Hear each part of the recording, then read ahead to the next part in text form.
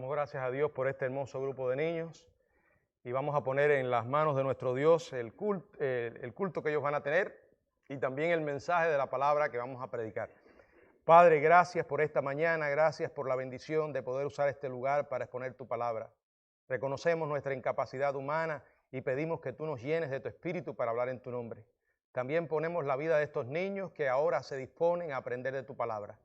Habla a sus vidas y usa a la persona que tiene esta responsabilidad. Te lo pedimos en el nombre de Jesucristo. Amén. Hermanos, les invito a buscar en sus Biblias el pasaje que tuvimos como lectura devocional, Romanos capítulo 6, en los versos del 1 al 15, y el mensaje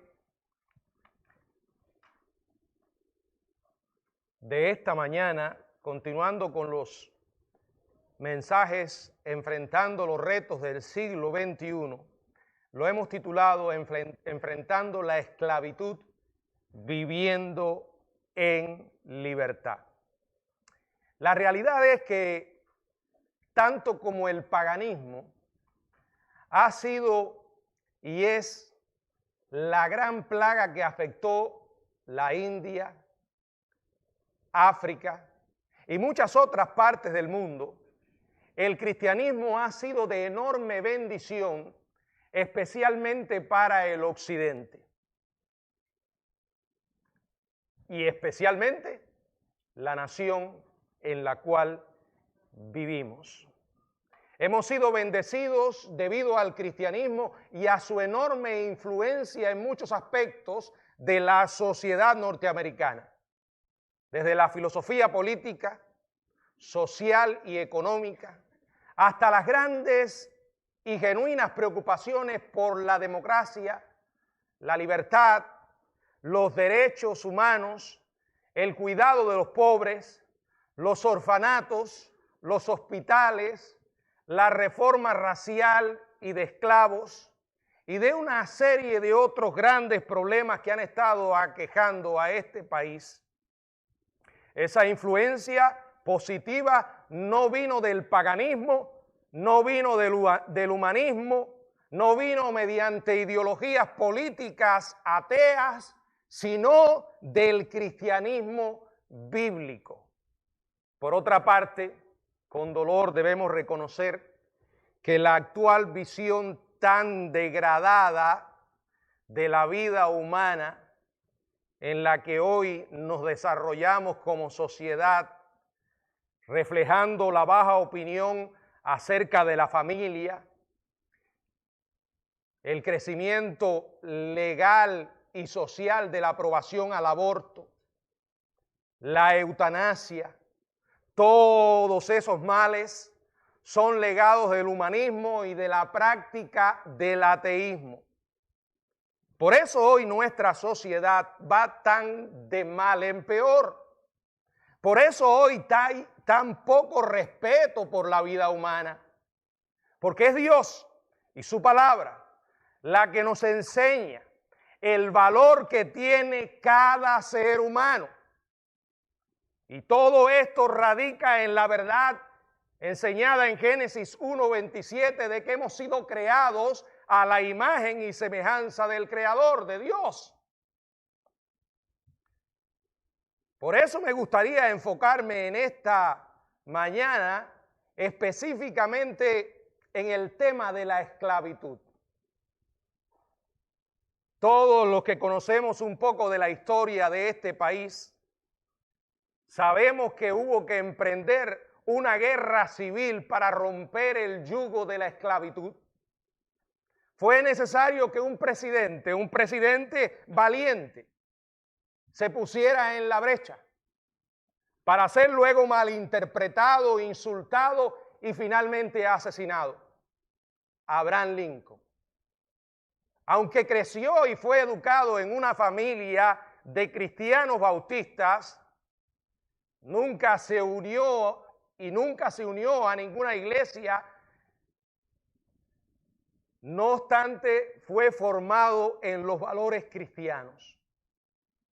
En sus discursos, en sus conversaciones, solía hacer numerosas referencias a Dios Se refería a Dios como el Padre, como el Todopoderoso. En un discurso que tuvo el 19 de noviembre de 1863 en un lugar llamado Gettysburg, dijo que esta nación, por la gracia de Dios, tenga una nueva aurora de libertad y que al gobierno del pueblo, por el pueblo y para el pueblo, no desaparezca de la faz de la tierra. Tenía un buen conocimiento de la Biblia y a menudo solía citar pasajes de las Escrituras. A comienzo de la segunda presidencia de Abraham Lincoln, en el año 1865, tan solo apenas unas semanas antes de que fuera asesinado, él habló de cómo ambos partidos desaprobaban la guerra, entre comillas. Y sin embargo, la guerra se había desatado. Continuó diciendo, ninguno de los grupos pensaba que la guerra alcanzaría la magnitud y la duración que ya ha alcanzado. Todos esperaban un triunfo fácil. Ambos partidos leen la misma Biblia, ambos partidos oran al mismo Dios y ambos partidos invocan su ayuda en contra del otro. Habló también acerca de lo extraño que resultaba que cualquier ser humano se atreviera a pedirle a un Dios justo que lo ayudara a obtener el pan con el sudor de la frente de otros hombres.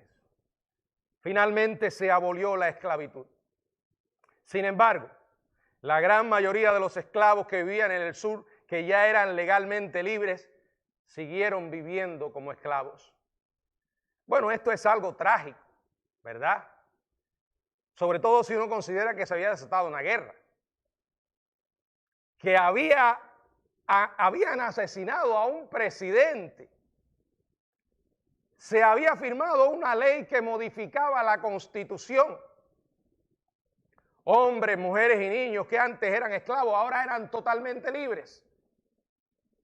Pero sorprendentemente muchos seguían viviendo en el temor y en la miseria. Y eso a pesar de los crueles y brutales que solían ser muchos de los amos con sus esclavos. Ellos preferían seguir sirviéndole hasta que llegara la muerte. Hubo pocas excepciones, pero en muchos lugares del país ni siquiera se notaba que la esclavitud había sido legalmente abolida. Nos parece trágico, ¿verdad? Sobre todo porque sabemos que la Biblia y el Dios de la Biblia es el Dios que enseña a respetar a otros y respetar los valores, los derechos que tenemos como ser humano. Sabemos que nuestro principal problema es el pecado y que la peor esclavitud es la esclavitud del pecado. Pero los cristianos también creemos que el ser humano tiene derecho a vivir en libertad, en el sentido social, político. Por eso las ideologías ateas como el comunismo son una plaga que han estado destruyendo la humanidad en su larga historia. Mucha gente suele decir de los cristianos, bueno, los cristianos no deben meterse en política. Para mí es una frase hueca, vacía, sin mucho sentido. Y sobre todo porque algunos tratan de justificarla con el pasaje que Jesús dijo, dad a César lo que es de César y a Dios lo que es de Dios. Él estaba estableciendo dos áreas, dos deberes, dos responsabilidades que tenemos como cristianos. Pero es ridículo pensar que un cristiano puede mantenerse al margen de la política simplemente porque considera que su reino, como dice la Biblia, es de otro mundo, pero somos ciudadanos de este. Y el mismo problema de la esclavitud que enfrentó Abraham Lincoln y los cristianos de aquellos días, aunque era un problema político también, es un problema moral, era un problema espiritual, es un problema que a los cristianos nos debe importar. Soy cristiano bautista, pero además hay algunas clasificaciones con las que me identifico. Soy totalmente anticomunista y no me escondo para decirlo. Hoy estaba mirando unas cifras publicadas en el año, hace ya 27 años, el libro negro del comunismo, donde aparece la trágica cifra de 120 millones de muertos debido al comunismo. ¿Qué les parece? ¿Puede un permanecer neutral ante esa realidad? La China comunista, con la que el principal socio comercial de Estados Unidos, tiene en su oscura historia 89 millones de muertos por el comunismo. Y ahí, en ese libro está la larga cifra, el historial de tanto daño que ha hecho el comunismo. Porque lo primero que hace es que les roba la libertad a los seres humanos. Los convierte en esclavos. Y el amo es el Estado. Hoy no ha desaparecido. Simplemente ha mutado. Usa otros nombres más populares. Sobre todo socialismo. ¿Verdad? ¿Cuánta gente hoy vive enamorada de los ideales socialistas? Y se olvidan el daño que esta ideología atea ha hecho y sigue haciendo al mundo. No, hay cosas en las que no podemos ser neutrales, porque va con nuestros valores. Ahora es cierto que la iglesia ha permanecido, ha sobrevivido, a pesar de vivir en países como Corea del Norte, Cuba, China. ¿Por qué? Porque aún viviendo en esos contextos, una persona puede ser realmente libre. Sobre todo cuando ha resuelto el problema de la peor esclavitud, aún peor que aquella que provoca sistemas comunistas como el comunismo y otros, es la esclavitud del pecado. Sin embargo, es absurdo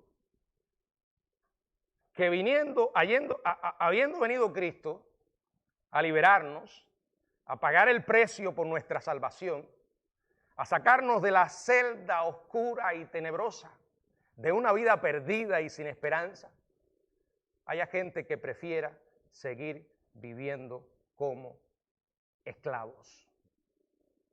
Quiero invitarles hoy a que evaluemos ese gran reto que enfrentamos en este tiempo de la esclavitud, enfrentando la esclavitud, viviendo en libertad. La esclavitud del pecado, la libertad del pecado, que para nosotros es lo más importante y es lo esencial.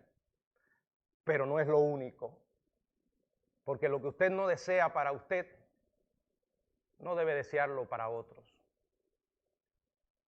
Porque cristianos y ateos, cristianos y no cristianos, sufren los males de gobiernos autoritarios y déspotas. Algunos conceptos básicos sobre la esclavitud. Por eso quiero ir a Romanos capítulo 6, para que podamos considerar algunos aspectos sobre la esclavitud. Y este capítulo de Romanos es lo que se podría llamar como la carta de la libertad, la carta de la emancipación. Hay tres analogías referentes a la esclavitud. Una es oscura, sombría, tenebrosa, pero totalmente cierta. Y que ningún cristiano puede ignorar porque forma parte de las Escrituras. Es parte del Evangelio mismo. Es un mensaje para entregar, es una verdad para proclamar. Y sin esa verdad, una persona no puede ser salva. Todos, absolutamente todos, hemos nacido en pecado. Hemos nacido en esclavitud, la peor de todas, porque tiene consecuencias para el presente y por la eternidad. La Biblia dice en Romanos capítulo 3, verso del 10 al 12, como está escrito, no hay justo ni aun uno, no hay quien entienda, no hay quien busque a Dios. Todos se desviaron, a una se hicieron inútiles. No hay quien haga lo bueno, no hay ni siquiera uno. Yo sé que algunas de estas frases pueden ofender la sensibilidad humana. Sobre todo la moderna. La sensibilidad de esta generación de cristal, que tan fácil se agrieta, diciendo que no hay justo uno, que no hay uno que por sí mismo pueda entender el Evangelio, que no hay uno que por sí mismo pueda buscar a Dios, que no hay uno que realmente haga lo bueno ante los ojos de Dios. O sea, la verdad que nos dice la Biblia es que éramos incapaces de cambiar nuestra esclavitud respecto al pecado. Éramos esclavos y no podíamos alcanzar la libertad por nosotros mismos. Porque esa libertad no se conquista con las armas, con los ejércitos, con el brazo y la fuerza de los hombres. Es imposible. La segunda analogía es también especial, pero ahora es gloriosa. Llegó un día en tu vida y en la mía en que apareció el Señor. Vino un día en que llegó Jesucristo a darnos la verdadera libertad. Vino a redimirnos. Dice la palabra en Romanos 3, 21 y 22.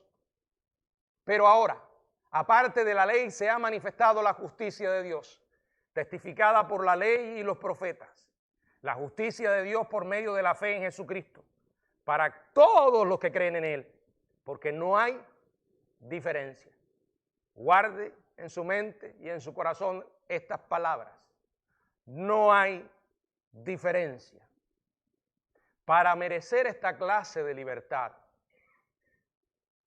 no tienes que haber nacido en determinado país. No tienes que hablar determinado idioma.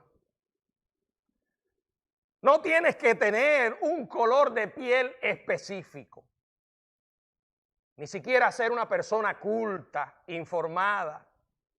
No tienes que reunir cierta cantidad de dinero o llenar un formulario de requisitos. Es más, no hay absolutamente ninguna condición previa. ¿Por qué? Porque todos, absolutamente todos, éramos esclavos de Satanás y esclavos del pecado. Dice la Biblia, por cuanto todos. Y cuando la Biblia dice todos, es todos, sea Dios veraz y todo hombre mentiroso.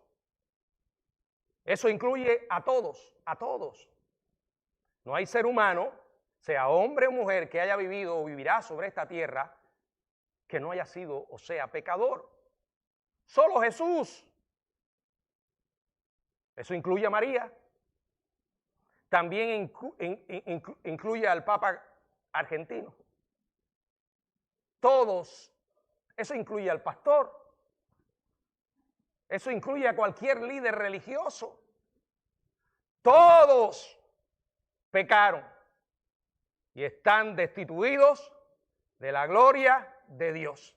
Si todos somos pecadores y todos somos esclavos, todos también somos redimibles. ¿Cómo? Verso 24. Siendo justificados gratuitamente, nada podemos pagar. No hay absolutamente nada que podamos hacer para ganar nuestra libertad, siendo justificados gratuitamente por su gracia, no la nuestra, su gracia, mediante la redención que es en Cristo Jesús. Veamos esta verdad. Imaginemos la condición en que vivíamos, perdidos, espiritualmente inútiles, incapaces de cambiarnos a nosotros mismos, mucho menos de liberarnos de la opresión de nuestro amo. Llegó Cristo y nos vio en esa condición. Fue movido a compasión y misericordia. Estuvo dispuesto a morir por nosotros y al hacerlo pagó el precio para hacernos libres. Su propia muerte. Primero, todos nacimos en la esclavitud del pecado. Segundo, vino un día en que Cristo nos hizo libres. Tercera analogía, y esta es trágica, dolorosamente trágica.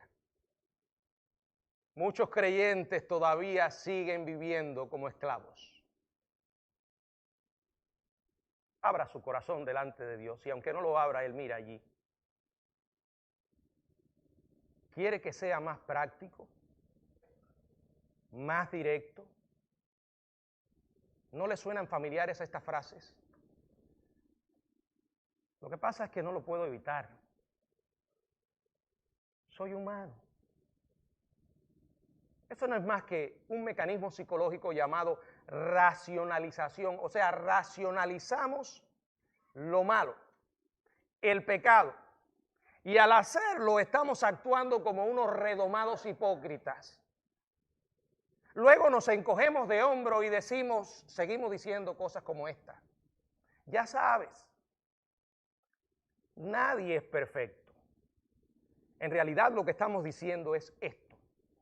Todavía sigo siendo un esclavo. El pecado todavía me sigue dominando. No podemos evitar entonces la pregunta, ¿cuándo vamos a empezar a vivir como personas libres? Dios dice, donde abundó el pecado, sobreabundó la gracia.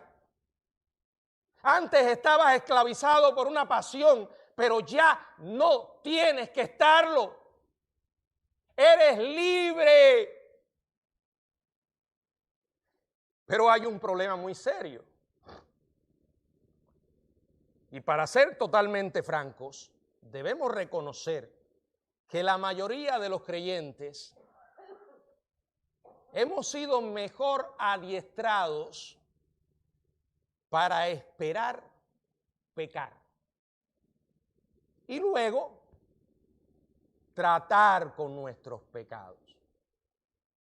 Hemos sido mejor adiestrados para esto que para vivir en la condición que hoy tenemos, la de personas libres. Nos levantamos en la mañana y lo hacemos con miedo. Lo hacemos con temor. ¿Temor y miedo a qué? A pecar. Y cuando el día va cayendo, nos vamos a dormir con una larga lista de cosas por confesar. Recuerdo las palabras de Cristo, yo he venido para que tengan vida y para que la tengan. Algo está mal entonces. ¿Dónde está esa clase de vida que Cristo ofrece? ¿Me vas a decir que esa es vida abundante? ¿Es realmente lógico que personas que han sido libres o liberadas estén viviendo con tanto miedo? Pero como digo otras veces, antes de comprender un concepto, tenemos que dedicarle un poco de atención. Vamos a avanzar en el libro de Romanos. Y ahora lleguemos al capítulo 6. La carta de la emancipación. Aquí encontramos la verdad de en dónde se fundamenta nuestra genuina libertad. Una libertad que incluye libertad de la intimidación del enemigo, del diablo, una libertad que incluye libertad del dominio del pecado. Yo creo que Romanos 6 es uno de esos pasajes donde los primeros creyentes, los creyentes principiantes, deberían de pasar más tiempo.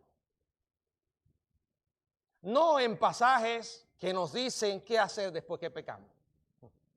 Primera de Juan 1:9, que es hermoso y a todos nos ayuda, pero desde un punto de vista práctico, Romanos 6 es esencial para comenzar a andar. Romanos 6, los versos que leímos, del 1 al 15. Cuando usted ha leído este pasaje, la lectura le va a provocar dos preguntas. Dos preguntas que tienen la misma respuesta de parte del apóstol Pablo. Verso 1 y verso 2. ¿Qué pues diremos? ¿Perseveraremos en el pecado para que la gracia abunde? En ninguna manera. Porque los que hemos muerto al pecado, ¿cómo viviremos en él? Verso 15. ¿Qué pues?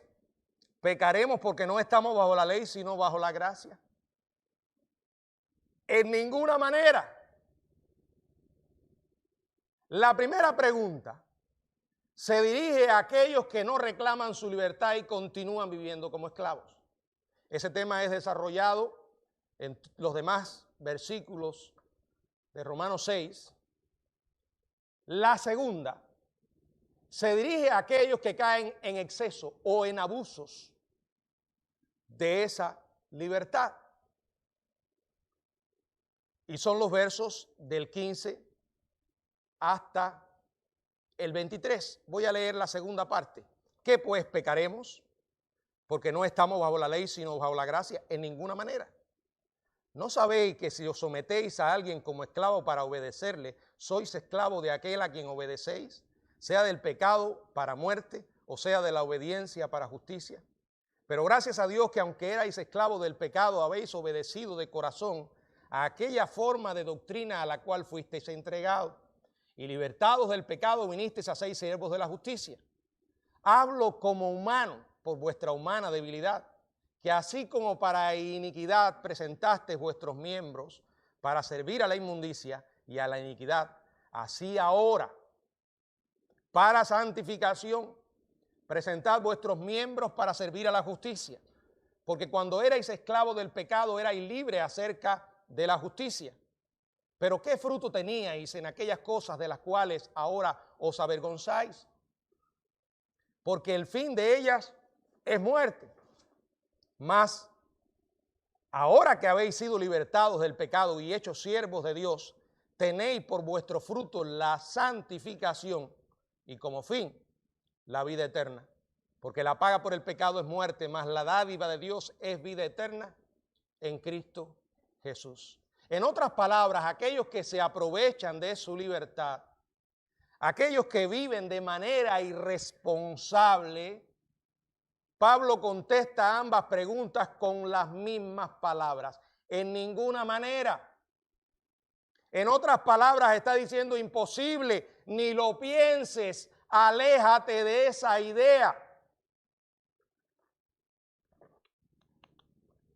Miren lo que dice el verso 2.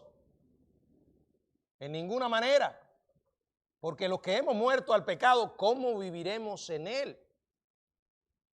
¿Quién se ofrecería voluntariamente para ser arrojado en un calabozo por una temporada otra vez de varios meses, después de haber estado allí y de haber sufrido en ese lugar?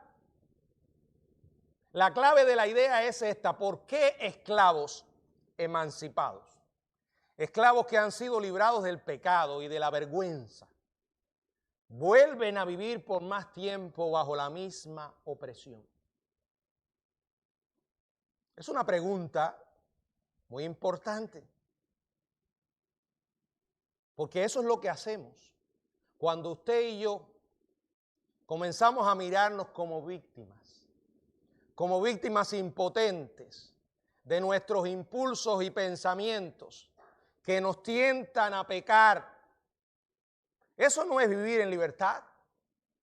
Eso es arrastrarse, atemorizado, de un amo que, según dice Dios en Romanos 6, ya no tiene absolutamente ningún derecho sobre nosotros. Si yo les preguntara cuántos conocen Primera de Juan 1:9, la mayoría se lo sabe de memoria. Pero si cambio la pregunta y les digo, ¿cuántos conocen de memoria Romanos 6:13? ¿Y qué dice? Ni tampoco presentéis vuestros miembros al pecado como instrumentos de iniquidad, sino presentaos vosotros mismos a Dios como vivos de entre los muertos y vuestros miembros a Dios como instrumentos de justicia. El gran problema es que tenemos un sistema mental mal programado. Hay que cambiar el disco. Hay que desechar ese programa que dice, sé que voy a pecar, sé que voy a fracasar.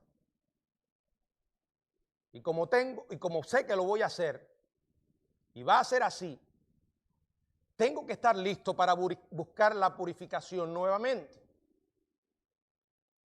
Ahora, ¿no creemos que sería mejor con un nuevo programa dejarlo correr con el pensamiento puesto en la victoria y no en el fracaso? Orar de esta manera: Dios mío, soy tu hijo. Gracias porque me has hecho libre. Este día que hoy comienza es tuyo. Señor, obra en mis ojos, actúa en mi boca, en mis pensamientos, en mis acciones, para que alcance tu victoria. Señor, cuando enfrente tentaciones, vendré a ti para reclamar el poder que tú tienes para manejar la tentación, porque el pecado ya no tiene poder sobre mí. Ya no servimos al antiguo amo que nos solía decir qué hacer, cuándo hacerlo, por cuánto tiempo y dónde hacerlo. Según la Biblia, Romanos 6, hemos sido redimidos. Somos libres en verdad. Dios nos ha comprado y recibimos de gracia esa salvación, esa libertad, pero fue inmensamente costosa. El pago fue la muerte de su Hijo. Él tiene todo el derecho a mirarnos como esclavos. Sin embargo, la gracia nos enseña que Él tomó el recibo de compra y redactó un nuevo documento. ¿Saben de qué son esos nuevos documentos? ¿Lo saben? ¿Saben cómo Dios nos ve ahora? Documentos de adopción. Ahora somos sus hijos. Somos parte de su familia. No estoy diciendo que ignoremos la realidad de que habrá ocasiones en que fallaremos. Pero hermano, esas serán las excepciones, no la norma de cada día. No podemos decir que hemos conocido a Cristo y vivir intencionalmente practicando un estilo de vida pecaminoso. Estamos bajo un nuevo amo. ¿Cómo se puede romper ese hábito de servir a ese viejo amo para disfrutar de los beneficios de estar bajo nuestro nuevo amo? ¿Cómo podemos reclamar esa libertad que ya tenemos del poder del pecado? Pablo no solo presenta el problema, nos da la solución. Romanos capítulo 6, Pablo presenta las técnicas para vivir sobre el dominio del pecado. Es algo esencial. ¿Por qué? Porque cuando usted le predica a alguien del evangelio y el poder que el evangelio tiene para transformar vida y dar libertad, esa persona va a escuchar sus palabras, pero también va a mirar su vida. Y si en lugar de ver a una gente libre, disfrutando de una vida abundante, ve a alguien con una existencia miserable, con peores hábitos y costumbres que ellos, lo que va a oír le va a entrar por aquí y le va a salir por acá. ¿Se dan cuenta de que ejercemos influencia? ¿Para bien o para mal? ¿De qué se trata? ¿Cómo puedo yo vivir en esa libertad? Primero, debemos conocer algo, saber algo. Segundo, pensar y reflexionar en ese algo, considerarlo. Y tercero, hacer algo. Presentar algo. Primero, saber tiene que ver con nuestra mente, el conocimiento. Segundo, usar la cabeza, pensar en lo que sabemos. Y tercero, hacer algo al respecto. Que la información no se quede solo en eso, información. Primero, ¿qué tenemos que saber?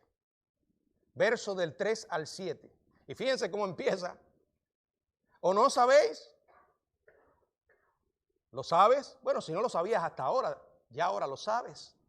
¿O no sabéis que todos los que hemos sido bautizados en Cristo Jesús, hemos sido bautizados en su muerte? Su muerte fue la nuestra.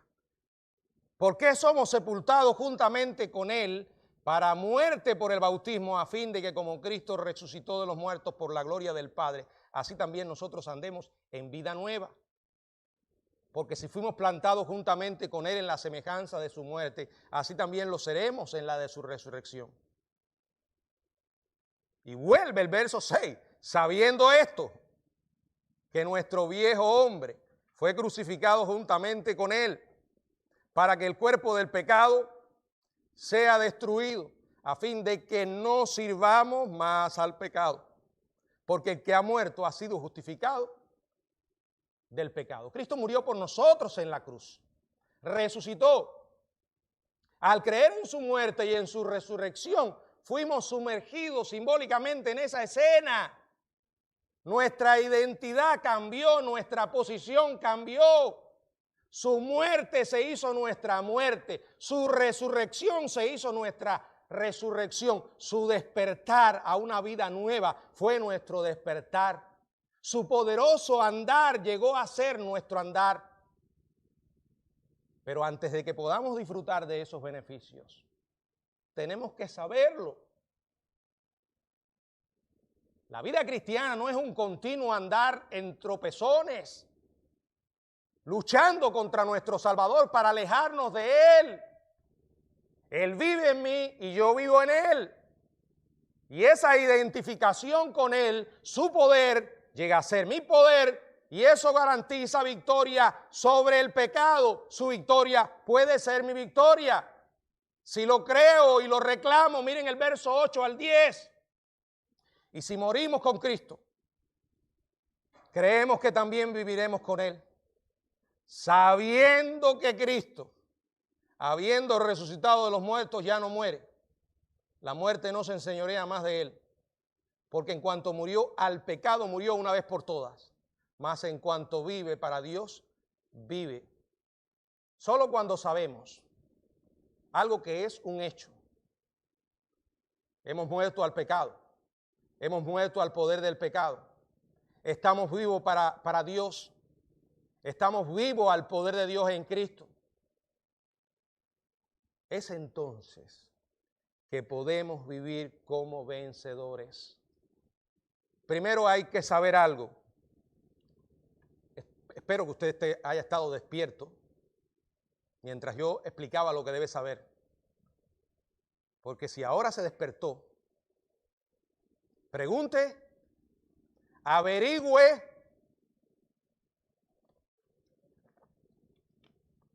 hay que saber algo. No son emociones, No son sentimientos, es algo que dice la Biblia, yo no lo inventé, ahí está. Si usted tiene una mejor explicación para eso, estoy dispuesto a oírle. Hay que saber algo. Luego dice que tenemos que considerar algo, tenemos que reflexionar en eso, considerarlo seriamente. Miren el verso 11. Así también vosotros considérense muertos al pecado, pero vivos para Dios en Cristo Jesús, Señor nuestro. Estamos en Cristo. Y la Biblia dice que esa condición es que estamos muertos al poder del pecado. Pero pastor, a veces pecamos. Yo no digo que no. Pero ¿saben cuándo es que pecamos? Cuando se nos olvida que estamos muertos al pecado.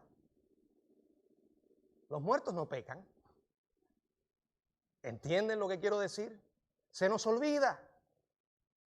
Cristo está en nosotros.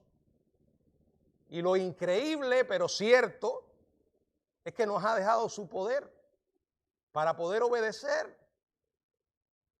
Ahora, ¿cuál es el resultado de considerar lo que ya sabemos?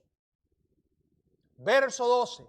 No reine, o sea, que no te gobierne. Vas a caer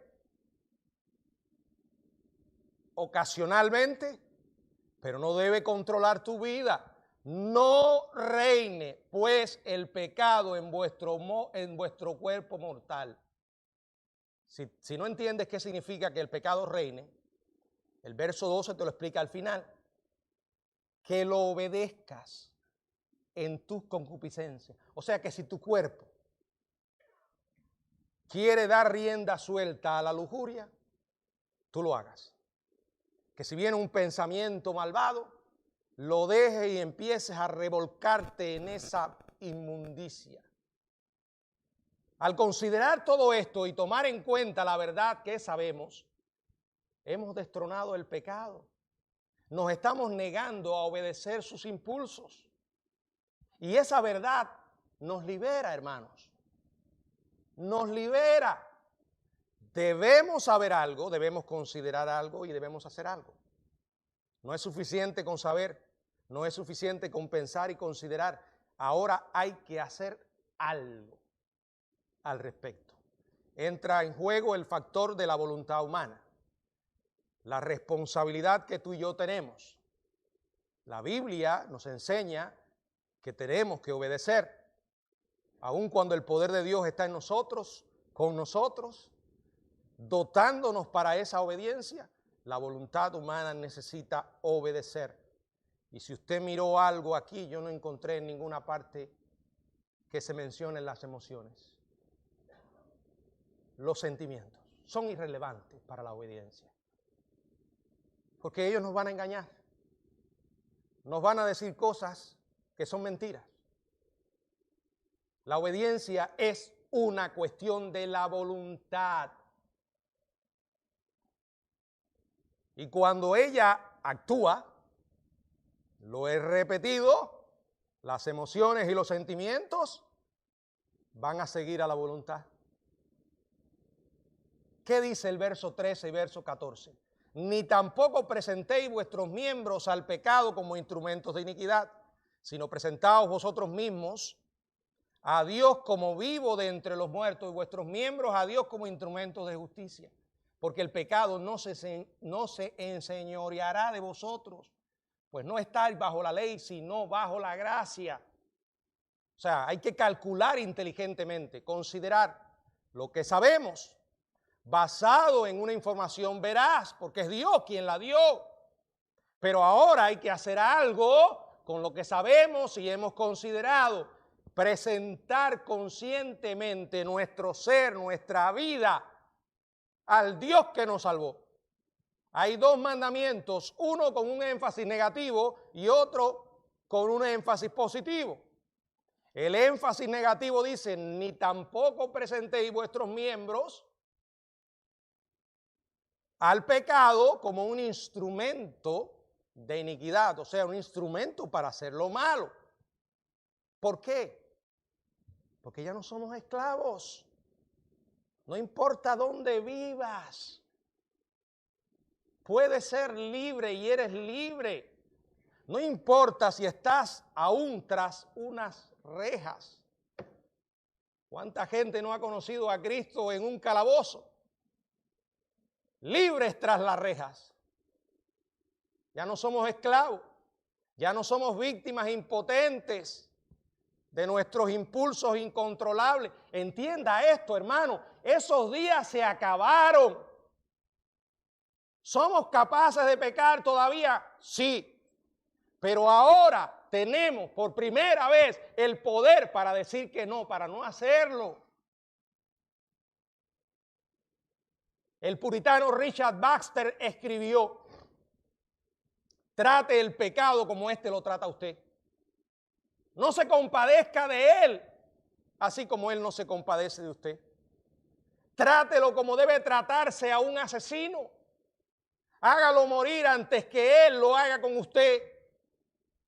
Y aunque lo lleve a usted hasta la tumba, como le hizo a su cabeza, a Cristo, no podrá mantenerte allí.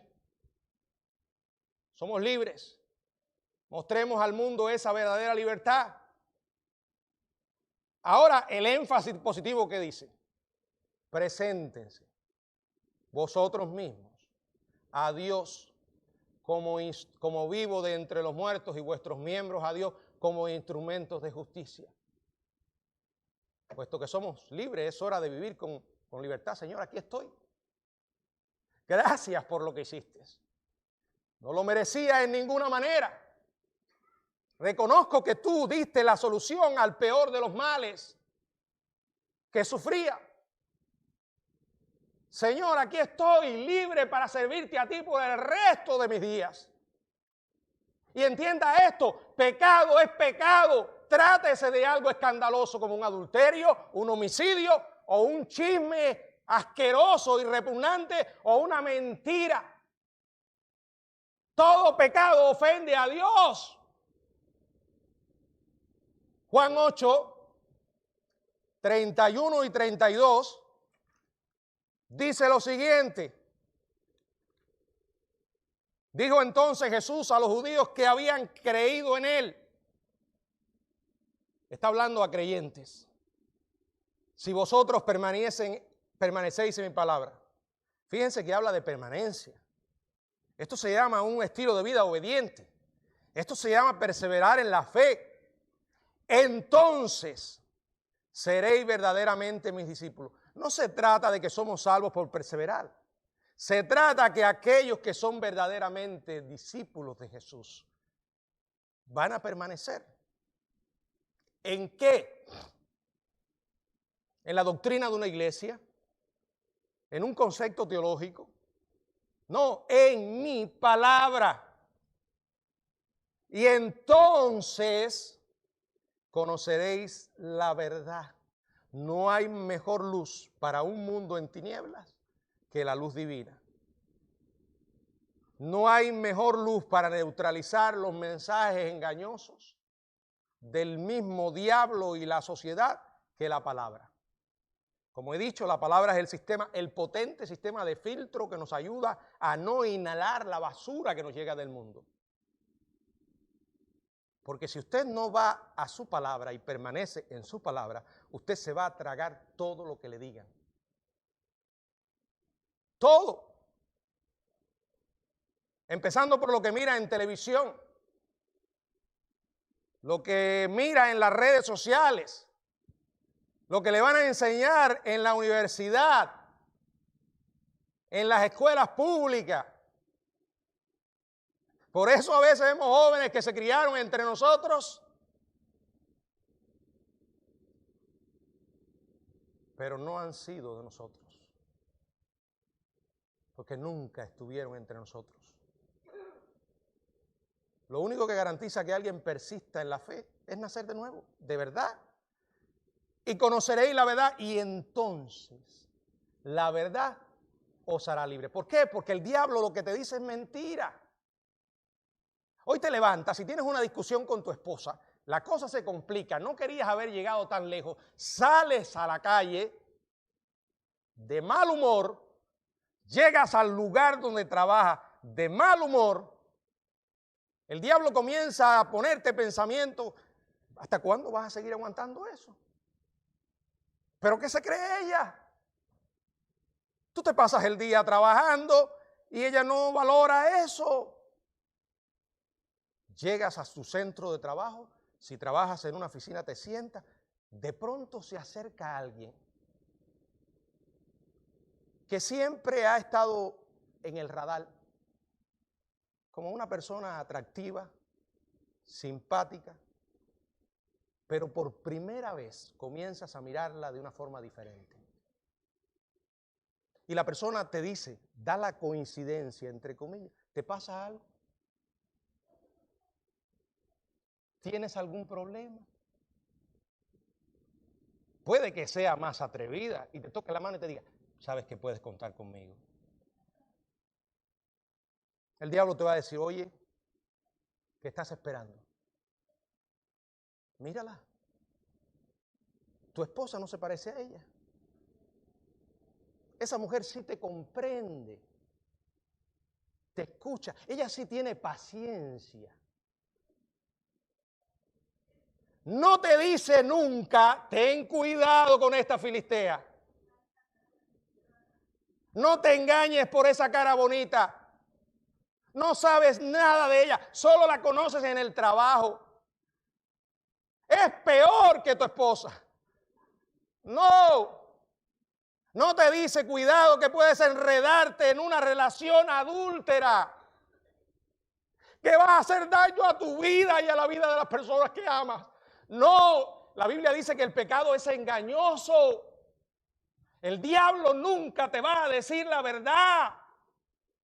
Cuando eres tentado, estás sometido a la presión de la mentira. ¿Sabe lo que es verdad? No lo que yo digo que es verdad. Ni tú tampoco. Lo que es verdad es lo que Dios dice acerca de algo. Si tú conoces lo que Dios dice, tienes que decir un momento. Esto es un engaño. ¿Y sabes qué? Lo vas a comprobar. Si sigues por ese camino, lo vas a comprobar muy pronto. He conocido personas que han tomado esa decisión y hoy sus vidas son miserables. Porque usted no puede jugar con el pecado y escapar. No puedes pecar impunemente. Hay consecuencias si las vas a recoger. La Biblia dice que la permanencia en la palabra es la que nos hace libre y nos hace libre para siempre. Según Jesús, la libertad verdadera la experimentamos al conocerle personalmente y vivir en obediencia a la palabra. ¿Qué otra alternativa tenemos? Piénselo, la gente que está en el mundo no conoce a Cristo. Pero usted y yo sí conocemos al pan de vida. Qué ridículo es morirnos de hambre teniendo el pan de vida. Morirnos de sed con el agua viva. Yo sé que los hábitos son terriblemente difíciles de romper. Hace falta valor y la disposición a luchar hasta el final. Además, el diablo es persistente. Él no se rinde fácilmente. Se dice que el presidente Abraham Lincoln hizo un comentario poco después de la proclama de emancipación, cuando la presentó en el Congreso a comienzos del año 1863, y hizo esta advertencia: somos como los balleneros después de una larga persecución de nuestra presa. Al fin le hemos clavado el arpón, pero ahora debemos tener cuidado de cómo nos manejamos, o de lo contrario, con un solo coletazo nos mandará a todos al más allá. Saben que las palabras de Lincoln fueron palabras proféticas. La proclama emancipadora provocó una intensificación en la guerra civil. La declaración de libertad produjo aún más enfrentamiento y más derramamiento de sangre. Esto es una advertencia, porque no los estoy engañando. Nadie sabe qué luchas vas a tener que enfrentar ahora si decides vivir libre, lejos de ser un esclavo. Pero la buena noticia es esta: ha sido clavado el arpón en el monstruo. Y eso lo hizo Jesucristo. Está herido. Y está herido de muerte. Nunca lo olvides. Y más poderoso es el que está en nosotros que el que está en el mundo. Pero tenemos que ser sabios, hermanos. Manejarnos cuidadosamente y estar atentos a su malvado coletazo, recordando estas verdades. Todo me es lícito. No abuses de la gracia. No abuses. Miren, hay muchas cosas en las cuales yo no tengo problemas para hacer. Que quizás otros lo vieran como pecado. No tengo problemas. Porque sé que no violan un mandato expreso de las Escrituras. Sé que no alteran ningún principio de la Biblia. Pero aún en esa libertad y en esa gracia trato de manejarla con cuidado. Porque sé que puede ser frágil. Y como somos pendulares y tenemos la tendencia a irnos a los extremos, podemos abusar de la gracia. No se crea más libre que los demás, porque al final lo que estás demostrando es que eres más necio que otros. Al principio vas a pensar, ¿qué tiene de malo esto? La pregunta es, si yo hago esto, ¿me va a meter en problemas a la larga? Una de las cosas que veo a veces en estas celebraciones que han pasado es que hay gente que no ve nada malo. Nada malo. Todo está bien, todo está ok. Todo es una gracia. A veces. Ese es el mensaje que transmitimos a nuestros hijos. Quizás tú puedes manejar eso con un poco de control. Que lo dudo, ¿no? ¿Cómo crees que van a actuar tus hijos mañana con el ejemplo que les está dando? A lo mejor usted en estas Navidades fue de aquellos que decía, desencorchar una botella de vino no tiene nada que ver. No solo desencorcharla, empinar el codo. ¿Esto qué tiene que ver? La Biblia lo que condena es la borrachera. Y te sentaste imprudentemente con tu familia. Y eso incluye a tus hijos. Pequeños. Que aún no han nacido de nuevo. Y tú usaste tu libertad imprudente y neciamente. Un día, lo que hoy te produce gracia, mañana te hará llorar. Yo a veces conversaba con mi hija, ella lo recuerda, y le daba algunos consejos y muchas veces me decía, papá, ¿es que tú no confías en mí? Y yo solía decirle, hija, no es que no confíe en ti, es que no confío en mí. Tenemos un enemigo con el que no podemos jugar. Y puede que algo no sea malo, pero el diablo va a hacer que tú corras la cerca y termines deshonrando su nombre. Los que hoy en día viven como esclavos, llamándose creyentes, ya sea de una adicción, cualquiera que sea. Porque adicción no es solamente consumir pornografía, droga. Hay gente que son adictos a los dispositivos, que si se los quitan les da un infarto. ¿Usted quiere ser honesto? Conciba su vida un día, para no decirle una semana, sin este aparato. ¿Cree que va a sobrevivir? Así somos. Tenemos que enfrentar la esclavitud y la única manera que podemos enfrentarla es viviendo en la libertad que Cristo conquistó para nosotros. Solo así la gente va a venir a Cristo. Más serán los convertidos y mayor la influencia que vamos a ejercer en un mundo que cada día está peor. Que el Señor nos ayude.